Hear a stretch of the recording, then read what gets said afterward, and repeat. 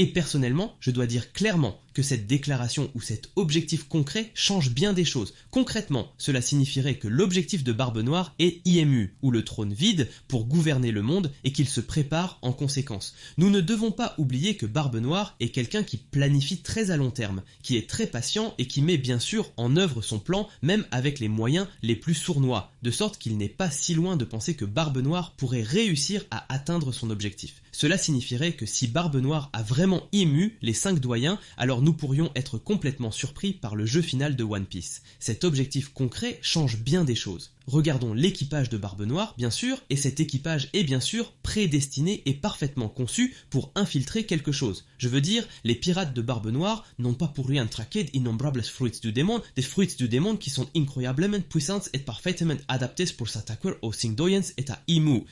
Cet objectif spécifique modifie considérablement la donne. Prenons l'exemple de l'équipage de Barbe Noire qui, manifestement, semble avoir été méticuleusement formé pour infiltrer certaines structures. Les pirates sous le commandement de Barbe Noire n'ont pas cherché sans raison une multitude de fruits du démon, lesquels détiennent des pouvoirs immenses et sont idéalement adaptés pour affronter les 5 doyens et Imu. Par ailleurs, notre connaissance concernant Imu reste floue. Iem Sama est à ce jour une entité enveloppée de mystère. L'hypothèse selon laquelle Barbe Noire pourrait usurper le pouvoir d'Iem Sama n'est que conjecture. Nous savons toutefois que Barbe Noire est assoiffée de pouvoir, à l'instar de ce que fut Barbe Blanche.